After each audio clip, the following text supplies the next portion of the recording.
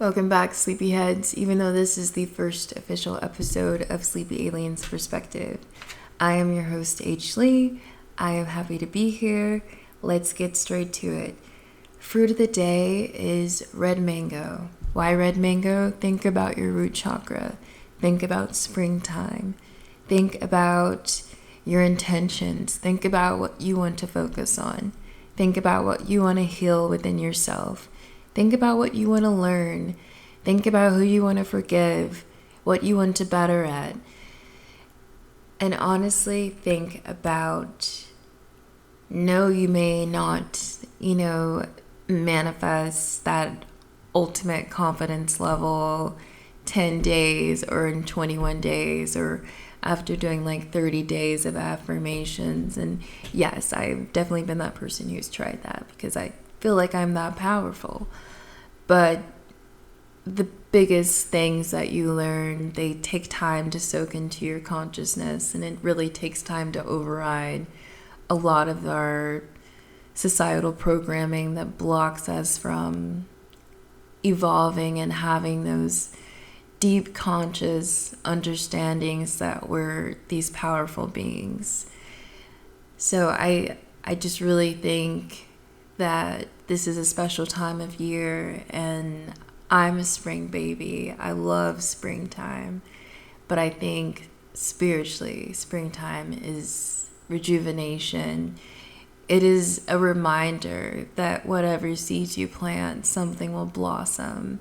And it's good to be realistic and think that, okay, let me just say, instead of a month from now, let me just give myself a year. Give myself a year to be consistent. Give myself that time to be patient with myself through those changes. And that's definitely something that I have to remind myself about all the time, because when it comes to my personal growth and like seeing the outwardly impact of my efforts, I'm not very patient and I'm very hard on myself sometimes. But it gets that way in 2022 when you have to have a 9-to-5 and 3 side hustles. I mean, it is what it is. But yeah. All right, next, here's something that I am so tired of hearing people say. It's a rainy day and everybody wants to tell me that they think it's ugly outside. I totally get that it visually is not as spectacular as like a sunny day, and you're not out, feeling a little heat on your neck and sweating a little bit, and you're not having some late evening drinks, but still, not having to wear a full coat. It's not summertime. I get it. But at the same time, I think embracing the beauty of rain is really good and healthy, and spiritually being grateful for it as well, because the rain cleanses so much energetic toxins that build up on this planet, which is why, of course, global warming is scary in general, but I think spiritually it's even more intense because water is so healing and it moves energy, and we're mostly water, so it's constantly moving us in a new way. So I just, that's something I'm tired of hearing people say, and I just want to vent about that. I don't dislike those people who say it.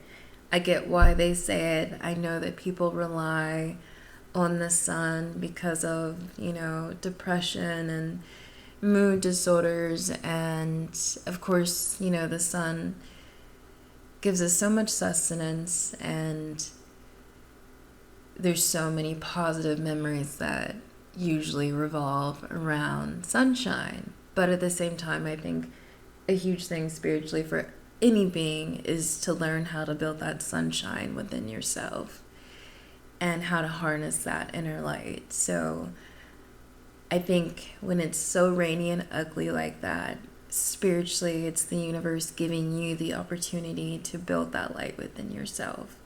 So yeah, those are my thoughts about that. Up next is a state that I don't care about is South Dakota. I only ever think about South Dakota if I get a quarter and the state is South Dakota. And really, when I do love quarters. I've always just loved looking at the back of quarters.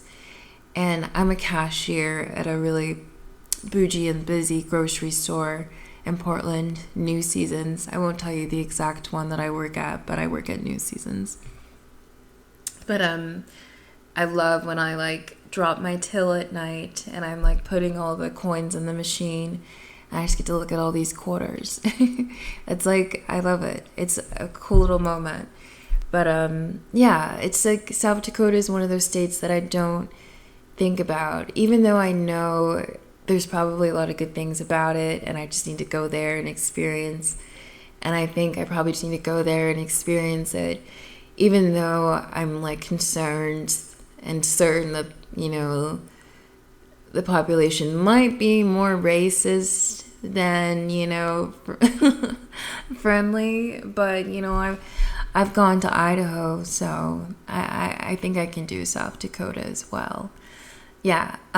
Next, just because I am celiac and I love talking about food in general, and I love talking about gluten-free food. I want to be clear that I am not currently getting promoted by this food company, but I just want to build discussions around the gluten-free food market because companies are getting away with a lot. You know, for example, DAIYA mac and cheese. I don't know how that mac and cheese company is still in the market. It honestly fucking terrifies me because it, you know, usually if I buy something that doesn't taste good, I have enough natural like cooking juju to like zhuzh it up and make something better.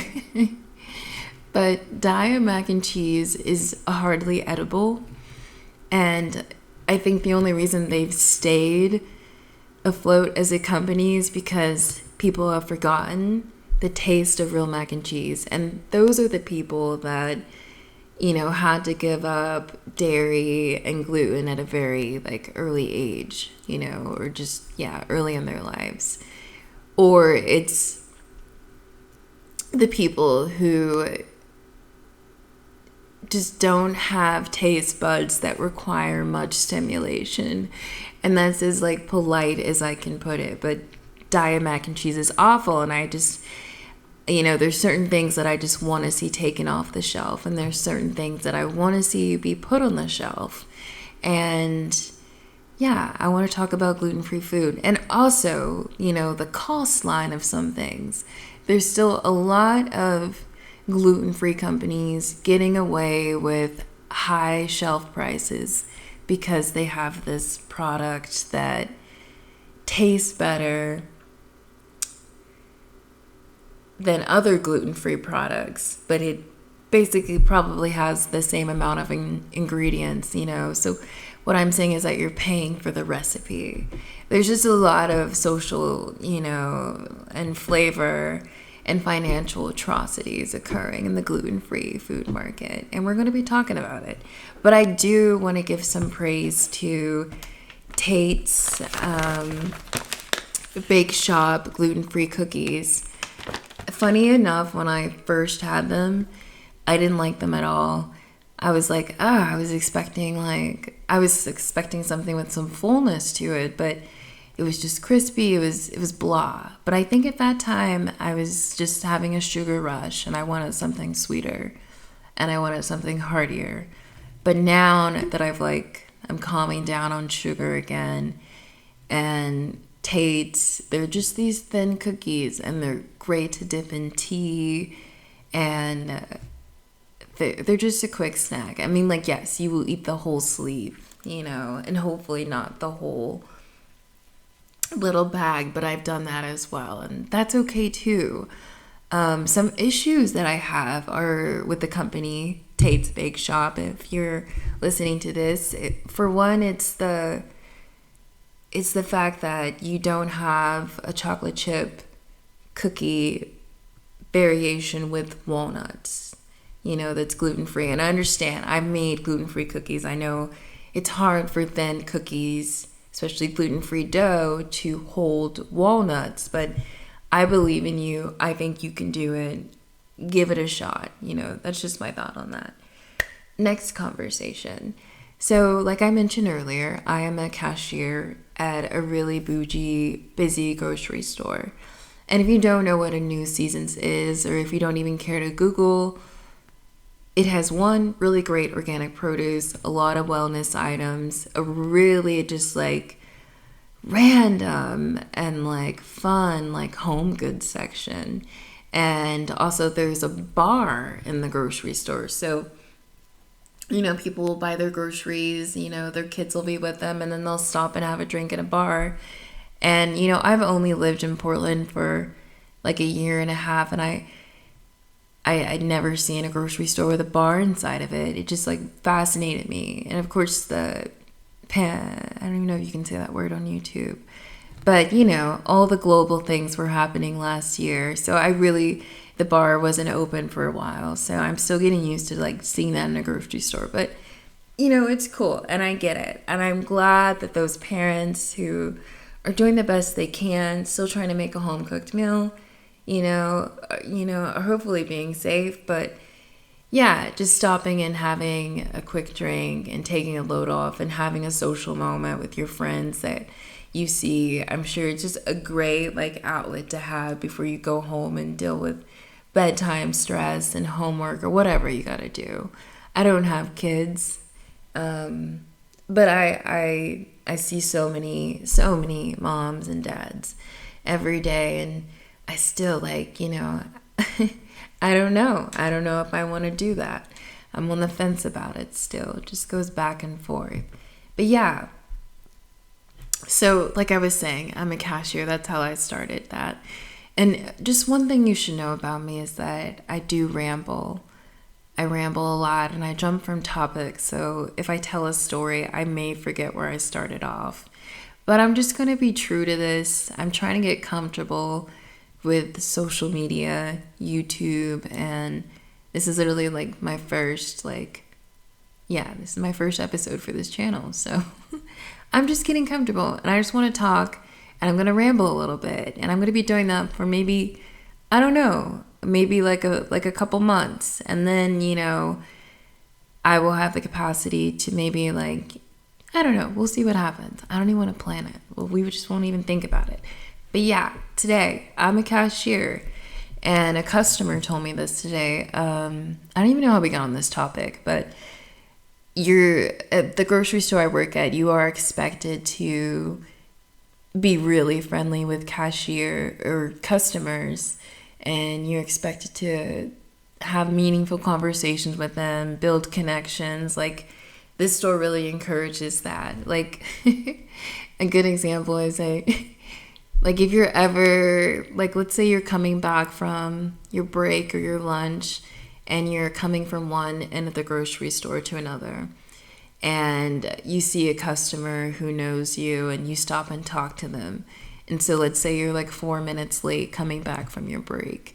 That happened to me a few times. And literally when I told the front manager, oh, this customer stopped me and they were talking to me and, I lost track of time. They were like, oh, it's okay. That's the only place where that's encouraged. And I say that because when I have these random conversations with customers, I think one, maybe they're buying food and there's nothing I think I can comment on about their food to start a conversation, And sometimes I'll just find a feature that I like about a person and give them a compliment, And that's oh, nice jacket, nice coat, or I don't know, just anything. Yeah, just make people feel good, And I love giving people compliments. So if you ever do get a compliment from me, I absolutely mean it. But yeah, so we're just having this random conversation. Don't know how we got there. But this customer tells me that scientists say that people remember at least truly 400 people, you know, outside of like their social network. And a huge, you know, just brain click I had is that, wow, you know, because, oh my God, that's what we were talking about. We were talking about celebrities. And I think oh my God, that's what I was saying. Oh yeah, I think I mentioned some movie or something. And this customer and my coworker were like, oh, I don't even know. I wouldn't even know who the actor or actress was. If you like said their name, I just don't follow that. Oh my God, that is how we got there. Yeah. And then I mentioned how when I was growing up, my mom made me watch the local news every night and every morning before school as well. And I think after the local news, or it was before Entertainment Tonight, Celebrity News would be on, you know. And I think I naturally just got into the habit of like thinking that celebrity news was important news, like, you know, that programming, that brainwashing,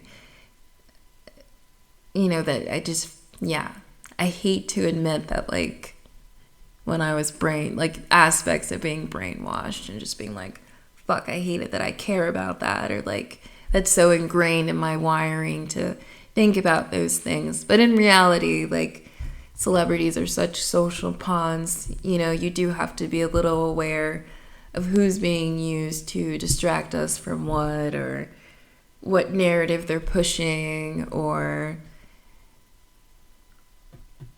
their behavior and the influence their behavior may have on their followers. Like, we do have to be aware of that now, and that's why, you know, influencers are so powerful. But yeah, God, sorry, rambling. See, I did it again, but I was talking about how I got to that conversation and we got to celebrities. But yes, and so I had this connection. I was like, oh my gosh, so let's say you only remember 400 people outside your social network, and those people are just the celebrities that are reinforced into our psyches every day through the media. That is kind of, wow. When you think about it, and you think about how distracting entertainment and celebrities are, and how, you know, like the whole Slapgate, for example, that like sucked up the internet and media for just days. And it probably still is, you know, but I don't even watch like, you know, basic news or anything anymore. So I'm like, yeah, I don't know. I think that says a lot. And I think that's important to think about when it comes to being aware of how, yes, these celebrities are entertaining, and celebrity news is entertaining because it's really great to not have to think about serious news. But we do have to be aware of like, okay, let's try to figure out what else was happening in the world when all that stuff was going down. Just being aware, you know, you don't have to like think that there's something invalid happening, but just being more aware of, you know, how people are being used to influence us.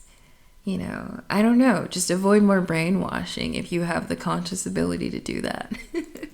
I think that's what it comes down to. But yeah, that was a cool conversation I had with that customer. Not the only cool conversation I had today with my customers. I always do, but that was one of my favorites. And I think for my videos, I'm definitely going to try to have like a customer conversation tidbit because I have so many cool experiences with that. Let's see.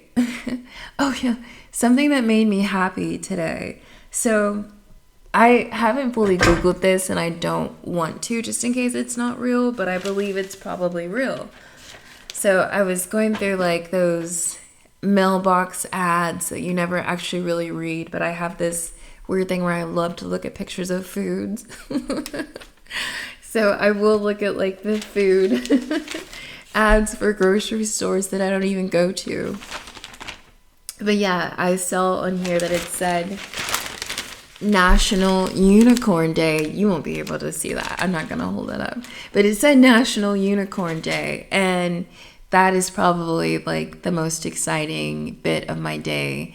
And I'm like, that happened on April 9th. And I'm a little sad that I like didn't show up to work in like full glitter. And just like I totally would have just, I would have had my moment. I would have had my unicorn moment. Like that would have been really special. Oh, okay. Next bit. Artist on repeat. Bia, bia. That's all I have to say. Let's see. Oh my gosh. Something that brought me a lot of nostalgia this past week was seeing Ashanti and Ja Rule perform for the Dreamville Fest. And I have to say, I didn't see. I mean, I watched a video of the Dreamville Festival and I saw them perform, and it just took me back to like middle school, and wow, it was just a time. It was just such a time, and I was definitely like going through puberty, and like, yes, music was sexualizing me, and I was having like these deep projected emotions about relationships and like just shit, like stuff I did not understand. It just complete, I don't know. It just took me back to a time, but it was great. And I thought their performance was great. I thought their hug at the end was really awkward, and it almost made me think that they don't have like great, I don't know. There's like some weird energy there. You can kind of tell. And maybe they were just sweaty too, and maybe, I don't know. It gave me weird vibes. But overall, I think it was a good performance. Yeah. So those are all of my like rundown tidbits, but I want to get into the main topic. So I want to talk about the spiritual purpose of having roommates and who you live with and how important that is in your spiritual journey. It's been huge in mine. I don't know why, but it has.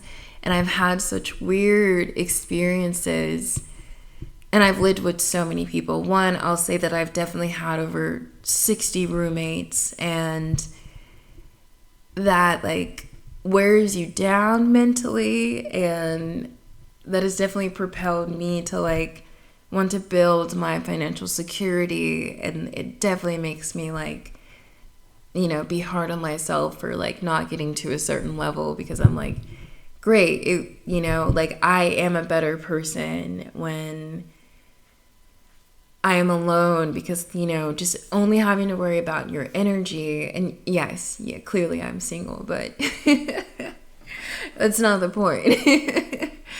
But only having to like worry about your energy, and there's just, okay, we're going to go over it, but there's just so many dynamics to having a roommate that impact your spiritual journey. But first, I want to point out that who you live with is a sign of either who your energy is a reflection of, and it's definitely somebody you need to learn something from. Of course, everybody in our lives we meet, we need to learn something from, but sometimes that person can be reflecting our shadow self, you know, like parts of our energy that we don't want to admit. And you both will like, you know, you will reflect that back and forth with your roommate. And other times, I think too, a huge aspect is that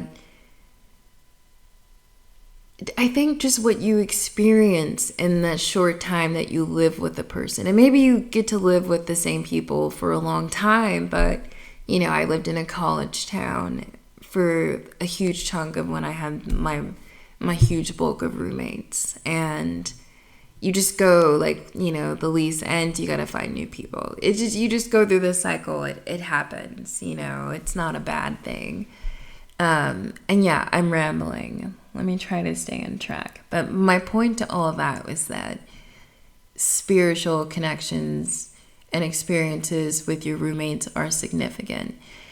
And a weird occurrence that I've had, I just have like, I think spiritually, words are like a weapon for me. And I don't say that with pride. I say that with realizing that I need to be careful when I speak and when I write, because I've always felt like when I have a moment of honesty with somebody and I express how I'm feeling, like a really dramatic, intense reaction occurs, and I don't know how to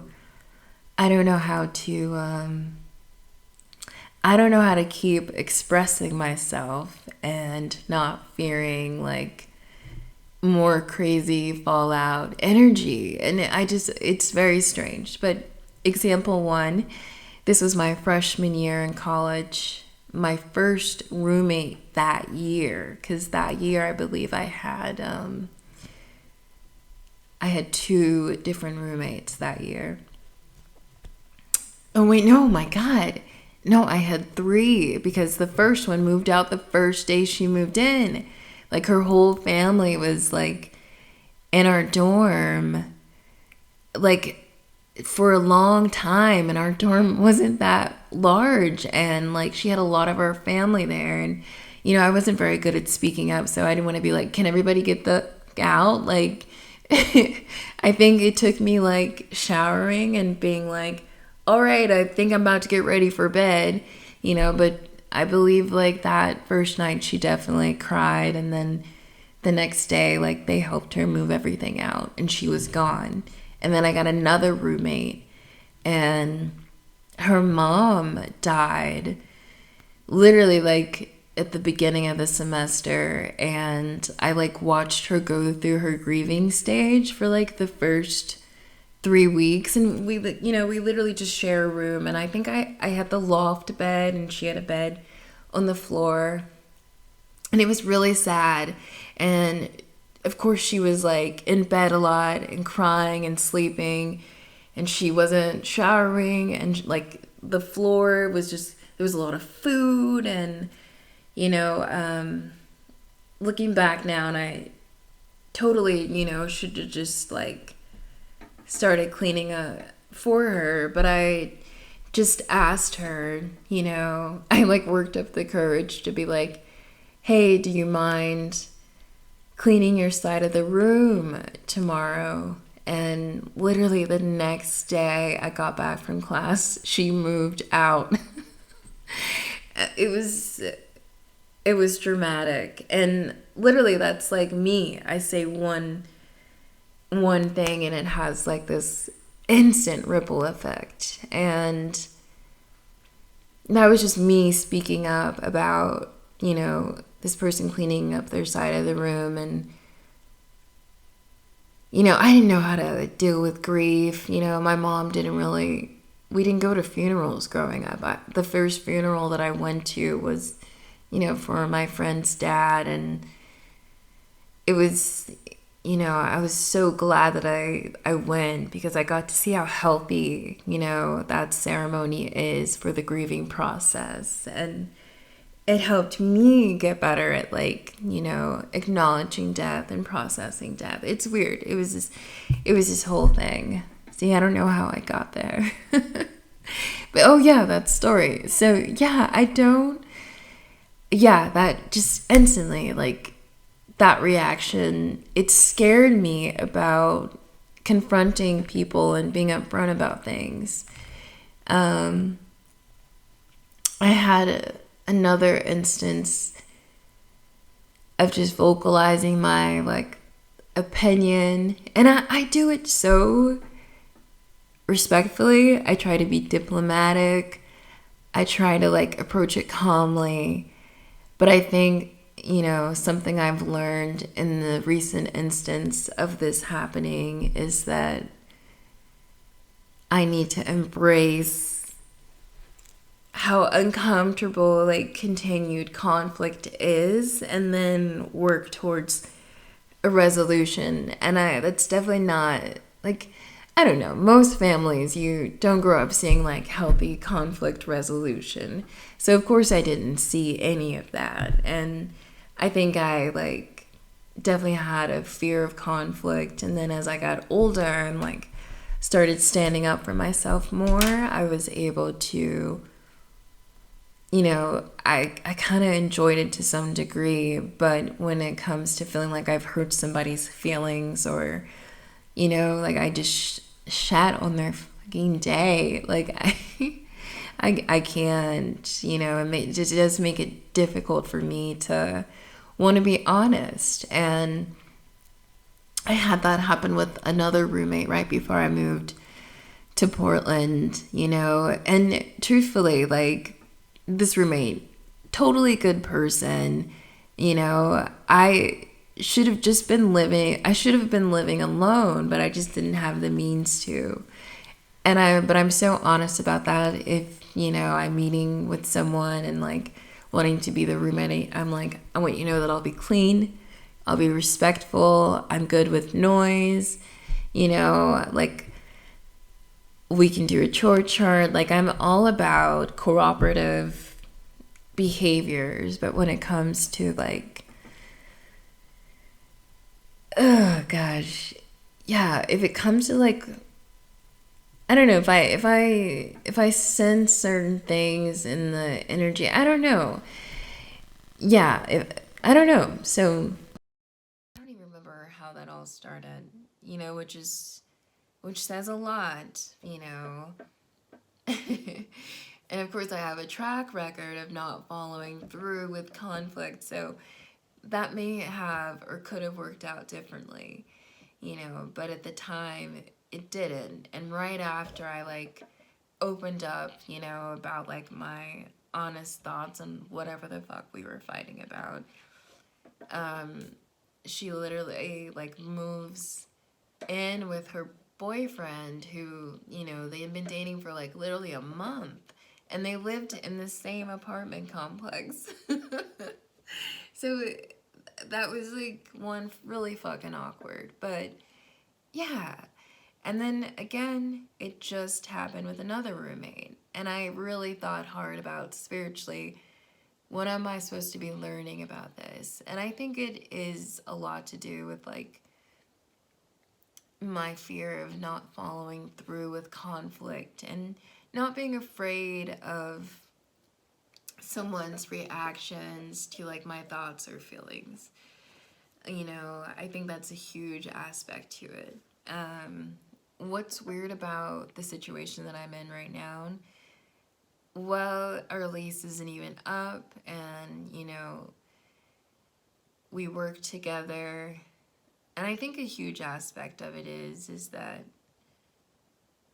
I'm old enough to the point where like if I see certain behaviors, I'm very protective of my energy, then I'm gonna wanna close you out. And maybe I do that very quickly. I do, I'm sure. But I'm also not stupid. I've had plenty of friends, I've had plenty of fuckery. So I don't feel weird about that. I don't feel weird about that. But I do recognize what I need to learn. But what's weird about the situation is that, this person just moved their things out, and our lease doesn't even end until, I believe, July. So, yeah. I don't get it. It's pretty crazy. But yeah, but I wanna talk about this because I realized that because of the cost of living and how long it takes people to establish themselves in this world, we're going to be forced to continue living with roommates, or however long your roommate experiences last. I think it's important to reflect on the spiritual connections that you make from those experiences, what you learned and what energy a certain person brought out in you. Are you better at cohabitating? Are you better at expressing yourself? I think the odd thing is, seeing experiences repeat themselves and trying to figure out why. But I think there's such levels to our life experiences that a lot of those levels will look the same, but they'll just have a different setting.